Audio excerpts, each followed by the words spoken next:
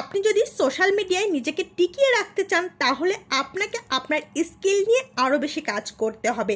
শাশুড়ি, ননদ, শ্বশুরবাড়ি, হাজব্যান্ড সবাইকে নিয়ে বলে বলে অনেক ইনকাম করেছেন, এমনকি বাড়ি, গাড়ি, বিজনেস সব কিছু করে ফেলেছেন। এবার একটু আপনার ভিডিওর কোয়ালিটি পরিবর্তন করতে হবে। আর কিছু আপুরা মনে মনে বলবে, বলে কি এটা? জি হ্যাঁ, এবার আপনার কাজের কোয়ালিটি ডেভেলপ করতে হবে।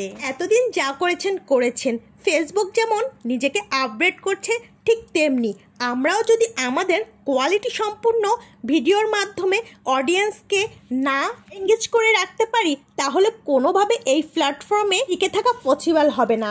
তাই যা করেছেন, কিভাবে আপনার ভিডিও সুন্দর করবেন, কিভাবে সুন্দর করে অ্যাস্থেটিক ওয়েতে ভিডিও বানানো যায় সেই জিনিসগুলো শিখুন। অবশ্যই আপনি রান্নার ভিডিও কিংবা আপনার দৈনন্দিন ব্লগগুলো শেয়ার করবেন, কিন্তু তার ভিতর একটু হলেও ভিন্নতা আনার চেষ্টা করুন। গতানুগতিক সবাই যেভাবে করছে এইভাবে যদি আপনি করতে যান তাহলে কিন্তু হবে না।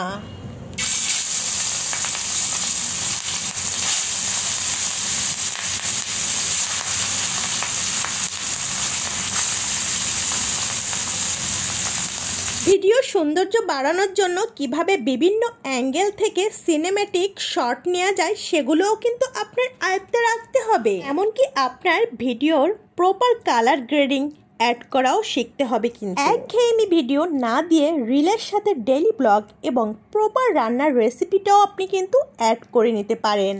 বর্তমানে ফেসবুকে যদি আপনি নিজেকে টিকিয়ে রাখতে চান অবশ্যই এই স্কিলগুলো আপনার আয়ত্তে রাখতে হবে। অনেকেই আছে দেখবেন গতানুগতিক ভিডিও, এমনকি এমন সব যে ভিডিও করে সে নিজেই কি রেসিপি করছে নিজেই জানে না, জাস্ট ক্যামেরার সামনে ক্যামেরাটা ওপেন করে শুধুমাত্র এটা ওটা দেখিয়ে দু এক টপিকে কথা বলেই শেষ। এদের ব্যাপারটা হয়েছে ওই যে শাশুড়ি, ননদ, শ্বশুরবাড়ি, হাজব্যান্ড সবাইকে নিয়ে ভিডিও করতে করতে এদের ভিউজটা বেড়ে গেছে। তাই ছাড়ার মাধ্যমে মোটামুটি একটা ভিউজ আসে, কিন্তু এখান থেকে শেখার কিছুই নাই। আপনি যদি নতুন হয়ে থাকেন, আপনি যদি এই সিস্টেম ফলো করেন তাহলে কিন্তু কোনোভাবেই আপনি টিকে থাকতে পারবেন না। আপনাকে তৈরি করতে হবে সময় উপযোগী ভিডিও। এই যেমন এখন কিন্তু খুবই ট্রেন্ডে চলছে অ্যাস্থেটিক ভিডিও, সিনেম্যাটিক ভিডিও।